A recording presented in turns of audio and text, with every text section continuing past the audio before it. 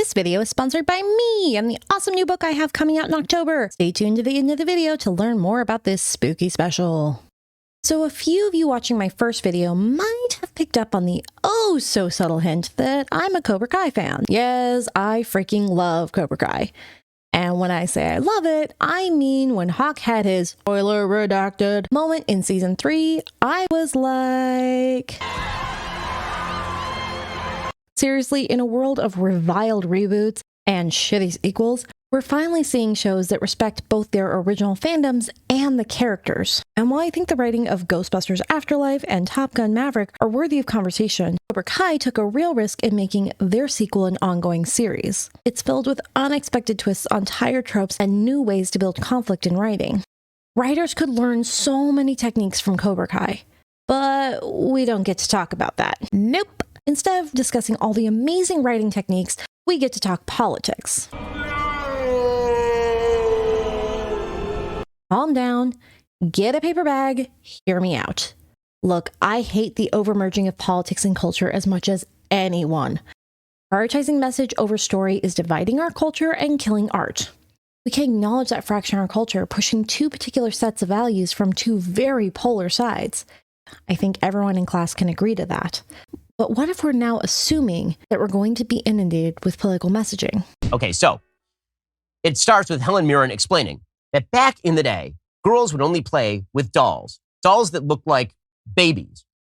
And then she says that this could be fun, at least for a while anyway. Ask your mother, because your mother actually hates you and doesn't like being a mom. There are a lot of examples. Back in 2014, the Tumblr blog Writing with Color found 12. And there have been more since. And for the most part, it's just a boring racist trope. Oh God, I look so good. I personally hadn't even thought about this until I started looking for writing essays on Cobra Kai, for the very reasons I mentioned above. Shocking, but I'm an author, and good writing makes me want to nerd out. But when I looked, I found... Bonk! Bonk, I say! Yeah, despite raving reviews, I found maybe 10 video essays, and none of them were from the writing community. I was annoyed. I wanted to learn. So of course, I was ranting to the editor about this, and his first reply was, "Of course, no one is making video essays. They all think it's right wing."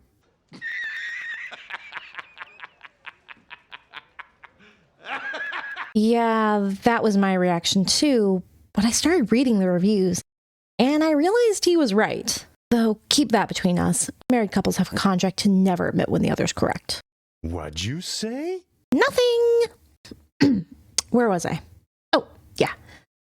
So, people are assuming Cobra Kai is some right-wing propaganda. I have no proof, but given that premise, it wouldn't shock me if the writing community decided to avoid this particular nuclear bomb. But I'd like to help us all move this pesky pachyderm out of the room.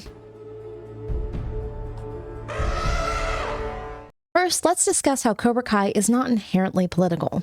And then, more importantly, let's talk about how avoiding contentious material, even politics, is hurting us as writers and contributing to that very division we're seeing in society. With that super light order, let's get started with Part 1. Looking for political ghosts, just to find them. I can already hear the tapping away about how there is a political push in media, and insert side you're against is ruining good movies, yada. I've already admitted that our culture is divided, and it's not just here in the good old US of A. Things are nuts, and no one's denying that. So for any keyboard warriors out there who are reacting as though I ignored reality, hey, I appreciate the engagement. It really helps new audience members find my videos. For everyone who's paying attention, have you noticed this weird trend in media? Which series have been the most ruined by going woke? And the answer, of course, is all of them. Have you watched Sound of Freedom yet? It has the backing of not just Republicans and religious conservatives, but also QAnon folks and the internet's tinfoil hat brigade. By now, you've picked up on the fact that I'm kind of a geek for good stories. Because of this, I tend to get a lot of movie reviews and critical analysis in my YouTube feed. So you can imagine the Spock brow I had going when I saw the response to what seemed to be a fairly basic video game movie. After going and watching the movie, I would say on a scale of 1 to 10 in terms of how woke the movie is, I'd give it a 6.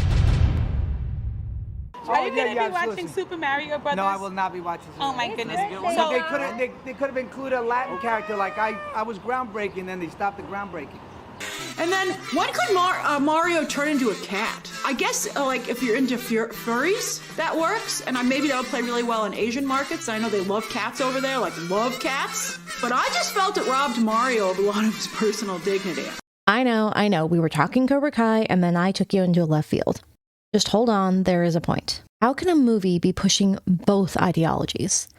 How is it that audiences love this film so much, yet critics detest it? The closer look here on YouTube had a really good theory that I won't butcher by trying to paraphrase. Link for the full video down below, but the big part you need to understand is... It's easy to see that 98% audience rating Mario got and think, wow, 98% of the entire film-going public loved this one? Like, how detached from reality do critics have to be to disagree with nearly 100% of the population like that? There is a massive flaw in that question. It's not 98% of people who liked the film, it's 98% of the film's target audience that did. It just so happened the movie did a perfect job at capturing and catering for that target audience. Then you combine that with how Dave is a 56-year-old reviewer who works for The Guardian and has played Pong one time, that being his entire experience playing video games. Like, he is someone who would never see this film in his spare time, but it is his job after all, so he begrudgingly goes to the cinema to see Mario go stomp on some Goombas. Like, of course, Dave is gonna give this one a crap review, because he is way outside that target audience. While I don't deny this contributing factor, the reviews on Rotten Tomatoes do seem to have a strange pattern. And I have a hard time believing so many reviewers are that out of touch with the audience. And this theory doesn't account for our political climate. The truth is, the more we push our political ideology to the forefront of culture, the more we train ourselves to look for it. The push for a certain narrative isn't some wild conspiracy theory, and it's not completely unfounded.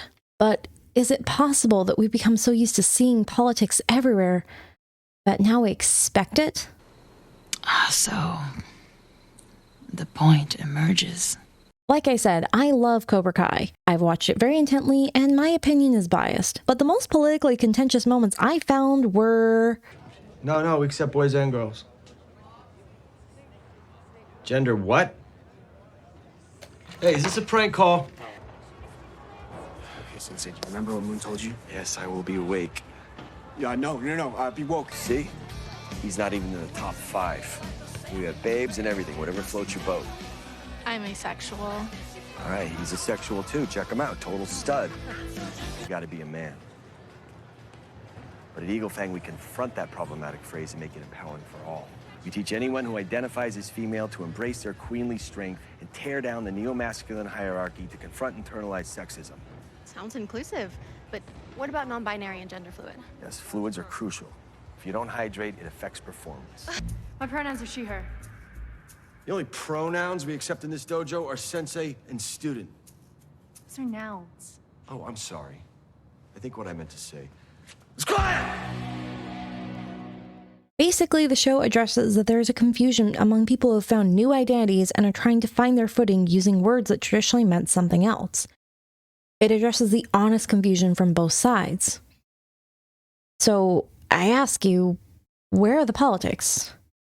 Where are the pushy statements? Where are the one-sided arguments vilifying the other? So far, I just see an honest recognition of confusion in our environment that many of us have seen in our day-to-day lives.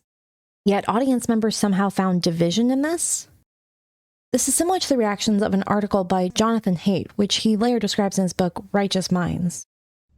In the remainder of the essay, I advise Democrats to stop dismissing conservatism as a pathology and start thinking about morality beyond care and fairness.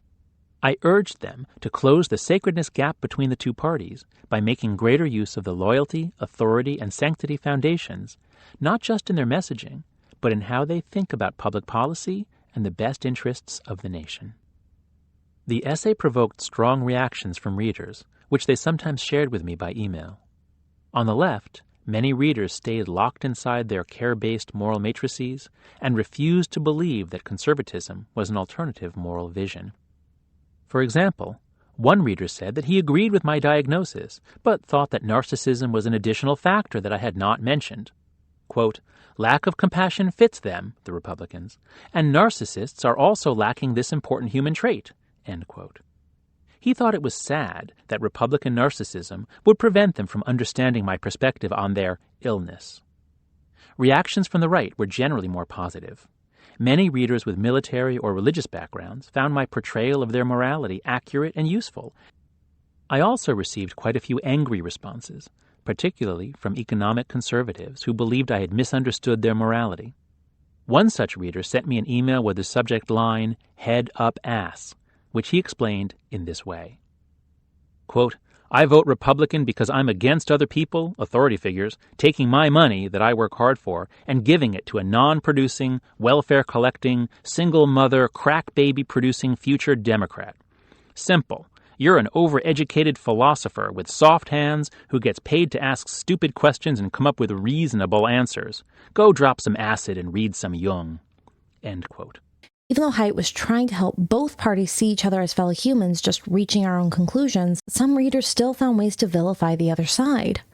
Are we all so trapped in our mindsets that simply having a catsuit or asking what non-binary means automatically makes something political? If so, that brings something up that worries me even more. The basic premise is Barbie is supposed to be the independent woman who liberates all womanhood, but she fails. And she fails for two reasons. One, she's actually a tool of the patriarchal capitalist system. And two, the real world has rejected the message of Barbie, which is that women should run everything. Okay, so this is all not implicit. This is explicitly said. At the beginning, the monologue, you have Helen Mirren saying, because Barbie can be anything, women can be anything. At least that's what the Barbies think. See, in the real world, women can't be anything. And that's one of the messages of the film. In the real world, men run pretty much everything, which is weird. Who greenlit this piece of shit? This is nothing new, but so many reviewers and critics approach their reviews in a I watched it so you don't have to kind of way. The Barbie movie is by no means a great work of art. It's an okay flick with a very confusing musical number in the middle, but I honestly kind of liked it. Solid C. And it wasn't particularly feminist in my book. It addressed what happens when either sex oppresses the other. We see Barbie Land as both a patriarchy and a matriarchy, and both are dysfunctional. Barbie and Ken's character arcs are both found in learning that not everything is about her perfection. They both have to come to terms with their faulty assumptions and how this has ultimately hurt each other. That's the whole point of I am Knuff. Something they couldn't accomplish without first questioning their own beliefs. If we're thinking about it, isn't that the core of any character arc? Aren't the most compelling stories the ones about realizing a mistake? Of having to make peace with what we once thought was right and what we now know to be true? I know I'm bitching about politics fucking all this up, but there's this lovely speech by Justice Roberts during a school graduation that outlines the benefits of adversity on character so well, I'd be remiss to skip it. Now, the commencement speakers will typically also wish you good luck and extend good wishes to you. I will not do that, and I'll tell you why. From time to time in the years to come, I hope you will be treated unfairly, so that you will come to know the value of justice. Sorry to say, but I hope you will be lonely from time to time, so that you don't take friends for granted. I hope you'll be ignored, so you know the importance of listening to others. And I hope you will have just enough pain to learn compassion. Whether I wish these things or not, they're going to happen. And whether you benefit from them or not will depend upon your ability to see the message in your misfortunes. I'm not really sure I could add much to that. And I really hope no one's in the comments claiming that these ideas are either some woke nonsense or right-wing crap. Some will, but I believe most of you won't. Because I believe most of you, especially the story nerds of my audience, will agree to progress in our own stories, we must first face challenges. We have to learn new things and question our beliefs to grow. Which leads me to Part 2. What if we're wrong? I opened this video talking about Hawk's great moment in Season 3. I redacted the spoiler as a courtesy, but now I have to cover a lot of his character arc through this magnificent point, so actual spoilers ahead. With that out of the way, let's talk about why this moment is more than just one kind of turning point for Hawk, and why it had my entire family cheering from the couch as though we were 16 and cared about the homecoming team. Some might note the parallels between this moment and the last time Hawk betrayed Dimitri. Yeah, that would be one of those writing craft things that I would love to talk about. So if you want a thorough breakdown of those techniques, like and comment down below so I can start that series. But the symmetry alone could not sustain this moment, not without a lot of groundwork. So using Hawk, let's explore the character arcs and what we can learn for ourselves. Or you can just comment down below how dumb I am for fangirling on this and move along. Whatever works. Hawk starts the show as Eli. He is meek and terrified. He considers himself weak and only joins Cobra Kai due to pressure from his fellow outcasts.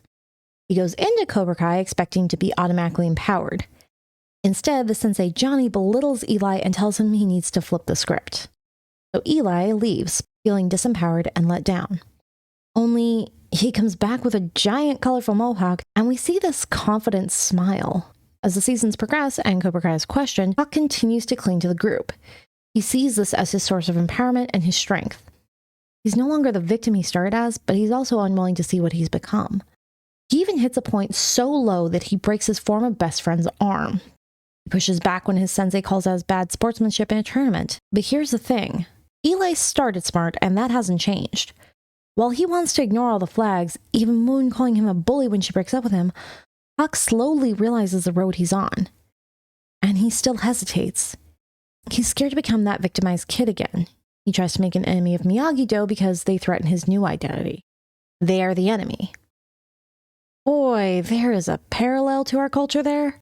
Moving on. It's only once he sees his group destroying a home, terrorizing kids, and seeing his impact on the younger students that he finally can't deny his mistakes and changes his mind, seemingly finding balance again. But oh no, this is Cobra Kai, and our characters are never done developing. Well, most of them. After changing sides, Hawk is attacked and his old team shaves his mohawk. He feels weak. He feels useless. He feels like Eli. His entire worldview that Cobra Kai made him strong is reinforced by this single attack. He even quits karate. It's only after talking with Dimitri that Hawk realizes he can keep practicing karate without becoming a bully. I know there's a lot more of this character, but that's enough to make my point. So let's recap the timeline. Starts off as a victim who believes he is weak, becomes a bully who believes he is strong, wavers in his beliefs despite evidence, turns back to the fold believing he has learned his entire lesson, victimized again believing he was right all along, balance of all prior wrong beliefs into a new strength. Do you see the pattern? Hawk has to learn he is strong. He has to learn that strength doesn't come from being a bully, and he has to learn that practicing karate doesn't make him a bully. In each evolution of Hawk, he has to realize that he is wrong about something and decide to alter course. And he can't learn without exposure to alternative ideas. First, it's the kids in school terrorizing him, making him seek strength. Then it's Miguel and Sensei Lawrence explaining the road he's on. Then Moon breaking up with him. And then his impact on the world around him. Without these external forces and conflicts, Hawk would have no reason to change in the first place. And this is not exclusive to Hawk. Just about everyone has multiple character arcs confronting their illusions. I would argue it's the core theme of the entire show, though I also acknowledge that the theme is completely subjective, and I'm looking forward to doing another video about this. The idea of character arcs is expressed beautifully in Season 3 when Daniel and Johnny meet their mutual ex, Allie, and she chides them both for refusing to move on from the past. This is exactly the problem. You say one thing and then you say the opposite. You both think there's only one side to the story. I know, there's two. No, there's three. There's your side, and then there is the truth. At the heart of every character arc is the idea of accepting that we were wrong about something we once knew to be true. This very concept is explored heavily by journalist Kathleen Schultz. How does it feel, emotionally? How does it feel to be wrong? Dreadful. Thumbs down. Embarrassing. Okay, wonderful, great. Dreadful, thumbs down, embarrassing. Thank you. These are great answers. But they're answers to a different question. You guys are answering the question, how does it feel to realize you're wrong? But just being wrong doesn't feel like anything. I'll give you an analogy. You remember that Looney Tunes cartoon where there's this kind of pathetic coyote who's always chasing and never catching a roadrunner? In pretty much every episode of this cartoon, there's a moment where the coyote is chasing the roadrunner and the roadrunner runs off a cliff, which is fine. He's a bird. He can fly. But the thing is, the coyote runs off the cliff right after him. And what's funny, at least if you're 6 years old, is that the coyote's totally fine too. He just keeps running. Right up until the moment that he looks down and realizes that he's in midair. That's when he falls. When we're wrong about something, not when we realize it, but before that, we're like that coyote after he's gone off the cliff and before he looks down. You know, we're already wrong. We're already in trouble. But we feel like we're on solid ground. So I should actually correct something I said a moment ago. It does feel like something to be wrong. It feels like being right. Catherine has spent a rather large chunk of her career exploring the idea that embracing our errors makes us better, especially in her book, Being Wrong, Adventures in the Margin of Error. Side note, every writer should absolutely read this. Her conclusions are really at the heart of good character arcs and story structure. She even discusses literature and story structure from this exact angle. But there are other and better ways to be wrong about love, too. Consider one of the world's most popular storylines as featured in, among about a gazillion others, When Harry Met Sally and Pride and Prejudice. Boy meets girl, boy and girl hate each other, boy and girl fall madly in love. But another reason this is an enduring theme is that it hinges on a great, maybe the great, psychological story. We are born into this world profoundly alone, our strange, unbounded minds trapped in our ordinary bodies. We spend our lives trying to overcome this fundamental separation, but we can never entirely surmount it. Try as we might, we can't gain direct access to other people's inner worlds, to their thoughts and feelings, their private histories, their secret desires, their deepest beliefs. Nor can we grant them direct access to our own. As wonderfully, joyfully close as we can be to other people, there always remains between us and them an enduring margin of mystery. And, just as the gap between us and everything else means that we can be wrong about facts, memories, convictions, and predictions, it means that we can be wrong about one another. When I try to understand another person, my mind is trying to make sense of another mind. That means I'm forging a belief about something that, at least in some very basic sense, I am. However much individual people might differ from one another in certain respects, we all share roughly the same mental structures and aptitudes. As a result, we have at our disposal different tools for understanding and misunderstanding one another than we have for trying to make sense of other things. One of these tools, an indispensable one, is communication. Human beings can just tell each other about ourselves. Sure, words might mark our separation from the absolute essence of things, but they also bring us closer together. Thanks to language, we can talk about our internal states, and we have a rich and reliable vocabulary with which to do so. Not that this vocabulary, or communication more generally, is perfectly reliable. My communications require your interpretations, and, as with other interpretive processes, this one can go awry. Maybe I'm deliberately trying to deceive you. Maybe I'm so lacking in self-awareness that my reports about myself are not to be trusted. Or maybe you and I just have different understandings of linguistically identical statements. Still, notwithstanding these potential pitfalls, this ability to communicate about our thoughts and feelings is one of the more necessary and remarkable and definitional aspects of being human. But how does this apply to us, here, now, in the real world? What does fiction have to do with admitting the power of air? Well, let's look at the example of Cassie J. I decided to meet my enemies. I was determined to expose the dark underbelly of the men's rights movement. At that point, all I knew of the men's rights movement was from what I read online, that it's a misogynistic hate group actively working against women's equality. While the vast majority of my previous work was about women's issues. So when I learned that no one had ever documented the men's rights movement in a film before, I saw it as an opportunity to continue fighting for women's equality by exposing those preventing it.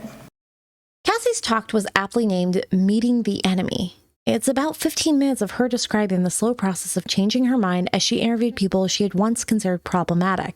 But in my effort to avoid agreeing with my enemy completely, I changed from putting words in their mouth to acknowledging the issue, but insisting they are women's issues. An MRA would say to me, men are roughly 78% of all suicides throughout the world. And I would counter with, but women attempt suicide more often. So ha. Ha? It's not a contest. Her conclusion led to the documentary The Red Pill, showing interviews with both male issue activists and modern feminists. Both her talk and documentary, Cassie comes to a striking conclusion. There are so many perspectives on gender, and I believe they are all worthy of listening to. However, the conversation is being silenced. For a society to accept anything said on behalf of women's rights, and then to shame any dialogue about men's rights and call it hate speech is precisely the problem. I don't know where I'm headed, but I know what I left behind. I no longer call myself a feminist. This is just one example of people changing their minds after exposing themselves to an alternative viewpoint they'd previously vilified. And we as writers inherently know we need this skill. It's how we make complex and unique characters who break hearts and impact lives. I mentioned in my last video how reading is our most powerful tool to understand each other. Can you really think of a more perfect form of listening? Kind of like how Cassie J described her own transition. After my year of filming, I was reviewing the 100 hours of footage I had gathered, replaying and transcribing it, which, believe me when I say, no one will ever listen to you more than someone who transcribes your words. You should write that down.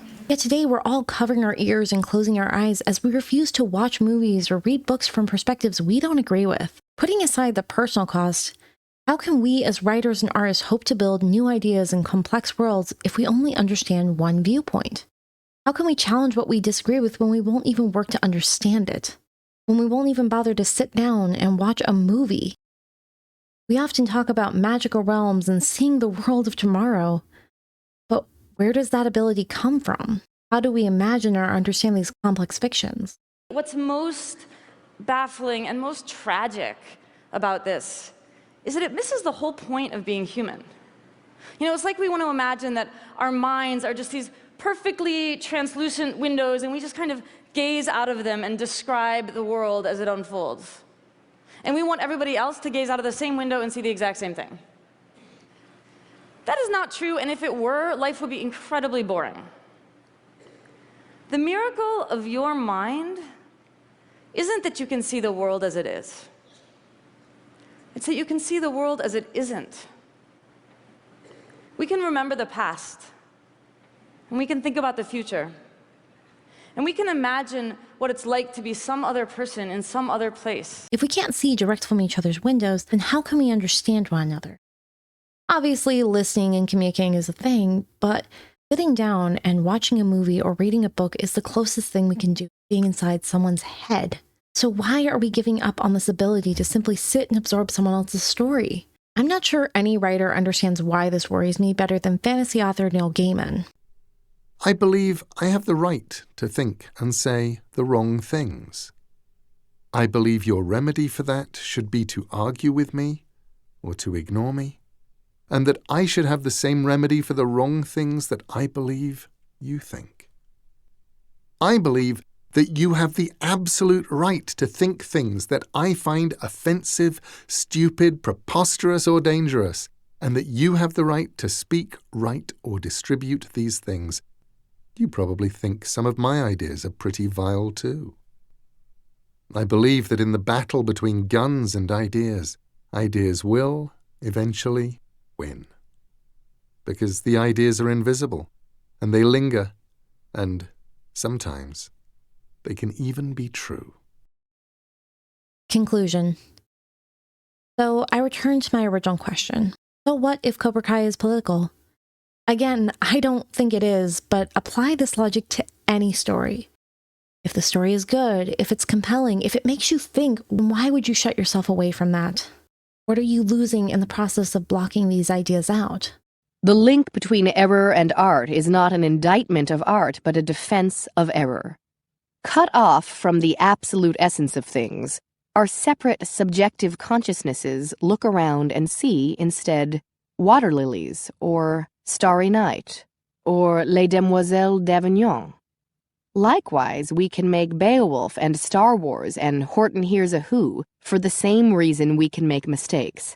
Because, as I said earlier, we are capable of conjuring the world not just as it is, but also as it is not.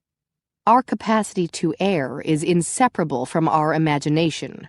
If I'm totally honest, I started this video thinking authors and storytellers need to back out of politics. But while doing the research, I realized I myself might be wrong. We've all heard the Spider-Man quote about power and responsibility. With our power to create whole worlds and galaxies worth of fiction, do we not have a responsibility to embrace our fallibility? Explore those possibilities? Do we have a responsibility to help our audience see those alternative perspectives by being more open to them in our own work? What do you guys think? Thanks for hanging out with me. If you like this video, please be sure to hit all the annoying buttons below and comment, but also check out my writing. I'm being published by Tree Shaker Books in their Anthology of the Damned this October. You can get more details or free chapters at ehdrake.com, or you could just scan this nifty QR code on the screen. Happy writing!